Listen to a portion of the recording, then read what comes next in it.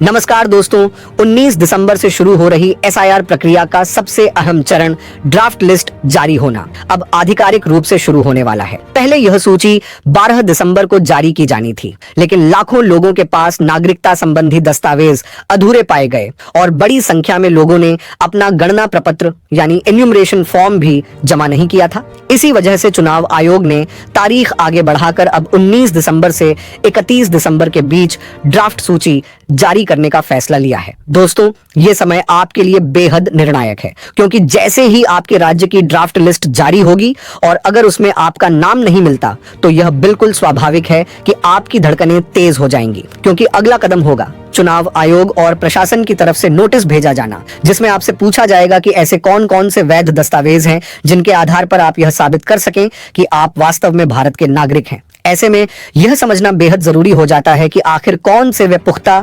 निर्णायक और अकाट्य दस्तावेज हैं जिन्हें सरकार मान्यता देती है और जिन्हें कोई भी अधिकारी नकार नहीं सकता। अगर आपके पास वे दस्तावेज अभी तक तैयार नहीं हैं, तो 19 दिसंबर से 31 दिसंबर तक का यह समय आपके लिए आखिरी मौका भी साबित हो सकता है। तो दोस्तों, वीडियो को अंत तक जरूर देखें ताकि आप पूरी तरह समझ सकें कि कौन से डॉक्यूमेंट नागरिकता साबित करते हैं और क्यों इन दिनों पूरा देश इस प्रक्रिया को लेकर टेंशन में है। और हाँ, मैं बार बार देख रहा हूं कि आप लोग वीडियो तो पूरा देखते हैं, जानकारी भी लेते हैं, लेकिन लाइक और सब्सक्राइब करना भूल जाते हैं। तो ऐसा मत कीजिए। आप पहली बार चैनल पर आए हैं तो तुरंत सब्सक्राइब करें, क्योंकि यह जानकारी आने वाले समय में आपके बहुत काम आने वाली है। तो चलिए अब बिना समय गंवाए शुरू करते हैं। दोस्तों, एसआईआर का यह अभियान इस समय देश के कुल 12 राज्यों में सक्रिय है, जिनमें उत्तर प्रदेश भी शामिल है। आपने जो फॉर्म भरा है और बीएलओ को सौंप दिया है, यह आपकी जिम्मेदारी का पहला कदम भर है। केवल फॉर्म जमा करके बिल्कुल निश्चिंत होकर बैठ जाना ठीक नहीं है, क्योंकि 19 दिसंबर के बाद इस प्रक्रिया का अगला चरण शुरू होगा,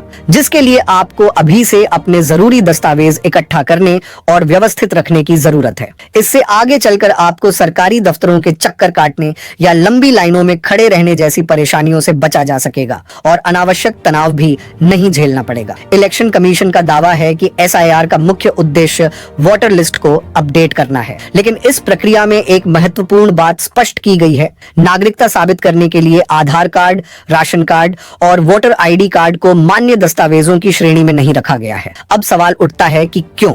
आधार कार्ड को केवल एक पहचान पत्र माना गया है, क्योंकि उसमें व्यक्ति की बायोमेट्रिक जानकारी दर्ज रहती है। ठीक उसी तरह जैसे किसी कार्यालय में कोई कर्मचारी अपना पहचान पत्र लेकर घूमता है, जो उसे केवल पहचान देता है, मालिकाना हक नहीं। कोर्ट ने आधार के साथ भी वही तर्क लागू किया है। राशन कार्ड को भी नागरिकता का प्रमाण नहीं माना जा रहा, क्योंकि पिछले वर्षों में राशन कार्डों में बड़े पैमाने पर फर्जीवाड़े सामने आए हैं। एक ही व्यक्ति के नाम पर कई कार्ड निकालने के मामले बार बार पकड़े गए हैं, जिससे इसकी विश्वसनीयता संदिग्ध हो गई है। अब बात कर लेते हैं वोटर आईडी की, जो कि सबसे हैरान करने वाली बात है। इसके बाद भी वोटर कार्ड स्वयं चुनाव आयोग द्वारा जारी किया जाता है और मतदान का अधिकार तभी मिलता है जब व्यक्ति भारतीय नागरिक हो। इसके बावजूद नागरिकता सिद्ध करने के लिए इसे मान्य नहीं माना जा रहा। चुनाव आयोग का तर्क है कि यह कार्ड वर्षों पहले पुराने दस्तावेजों के आधार पर बनाया गया था और अब इन सभी दस्तावेजों की दोबारा जांच और पुनः सत्यापन की आवश्यकता है। अब सवाल आता है कि नागरिकता साबित करने के सबसे मजबूत दस्तावेज कौन से हैं?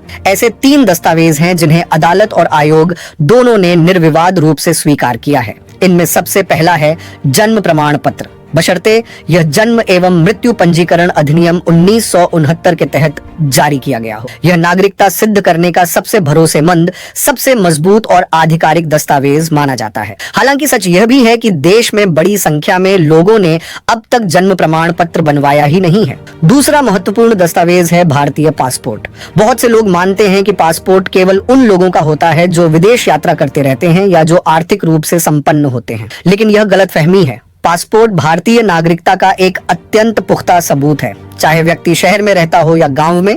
तीसरा और अंतिम दस्तावेज है नागरिकता प्रमाण पत्र। यह उन व्यक्तियों को जारी किया जाता है जो पहले विदेशी थे लेकिन भारत की नागरिकता ग्रहण करना चाहते हैं। नागरिकता अधिनियम 1955 उन्हें 2 रास्तों से भारतीय नागरिक बनने की अनुमति देता है, नेचुरलाइजेशन या रजिस्ट्रेशन के माध्यम से।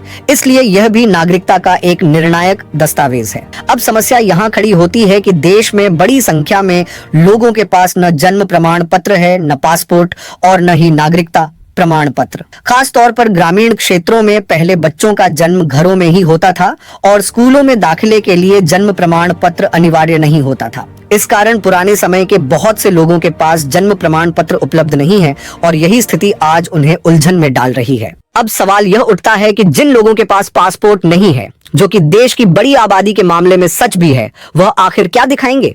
इस स्थिति में सुप्रीम कोर्ट ने साफ कहा है कि कुछ अतिरिक्त या सहायक दस्तावेज, सपोर्टिंग डॉक्यूमेंट्स दिखाए जा सकते हैं। अब यह जानना जरूरी हो जाता है कि आखिर ये सहायक दस्तावेज कौन कौन से हैं। अगर आपके पास अपनी किसी जमीन से जुड़ा हुआ कोई बेनामा या रजिस्ट्री है, चाहे वह आवासीय प्लॉट हो या कोई व्यावसायिक संपत्ति, तो उसे एक सहायक दस्तावेज के रूप में पेश किया जा सकता है। लेकिन ध्यान रहे, इन सभी दस्तावेजों में आपका नाम वही होना चाहिए जो आधार कार्ड, राशन कार्ड या परिवार रजिस्टर में दर्ज है। नाम की स्पेलिंग, पिता का नाम या उम्र में जरा भी त्रुटि हो तो अभी से उसे दुरुस्त कर लें, ताकि बाद में आपको भागदौड़ न करनी पड़े। बेहतर होगा कि आप अपने परिवार के लिए एक तरह से रिकॉर्ड कीपर बन जाएं और सभी दस्तावेजों को अपडेट कराकर एक फाइल में सुव्यवस्थित तरीके से सहेज कर रखें। यदि आप किसान हैं और आपके पास खतौनी है तो वह भी एक महत्वपूर्ण सहायक दस्तावेज हो सकता है। इसके अलावा 10वीं की मार्कशीट भी एक मूल्यवान सपोर्टिंग डॉक्यूमेंट है, क्योंकि इसमें आपकी जन्म तिथि स्पष्ट रूप से दर्ज होती है।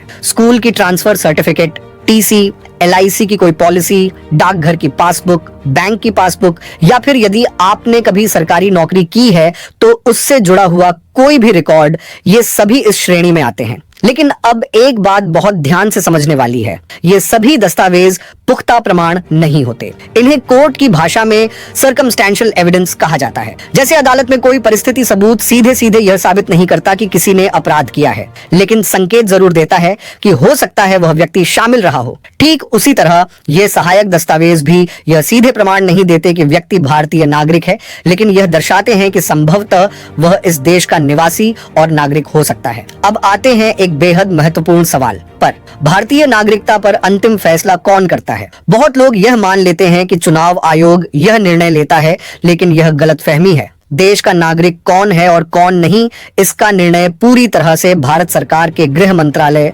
मिनिस्ट्री ऑफ होम अफेयर्स का अधिकार क्षेत्र है। निर्वाचन आयोग का इससे कोई सीधा संबंध नहीं है, इसलिए इस तथ्य को हमेशा याद रखें। अब इस पूरे विश्लेषण से जो सबसे बड़ा निष्कर्ष निकलकर सामने आता है वह यह है कि राज्य और नागरिक के बीच का भरोसा अब पूरी तरह दस्तावेजों पर टिक चुका है। यानी नागरिकता का रिश्ता भावनाओं या पुराने रिकॉर्ड्स पर नहीं, बल्कि मजबूत, अद्यतन और सटीक दस्तावेजों पर निर्भर करता है। इसलिए प्रत्येक नागरिक के लिए यह बेहद जरूरी हो गया है कि अपने सभी प्रमाण पत्र सही तैयार रखें। अब मैं इस वीडियो के अंत में आपको एक सवाल देना चाहता हूं, जिसका जवाब मुझे कमेंट बॉक्स में जरूर लिखिएगा। जब सरकार खुद आधार कार्ड को हर छोटी बड़ी प्रक्रिया में अनिवार्य बनाती जा रही है, तो फिर आखिर आधार कार्ड या वोटर ID को नागरिकता का प्रमाण क्यों नहीं माना जा रहा है? इस विरोधाभास पर आपका क्या विचार है? इसके साथ ही हमारे काम के बारे में अपनी सकारात्मक टिप्पणी जरूर लिखें।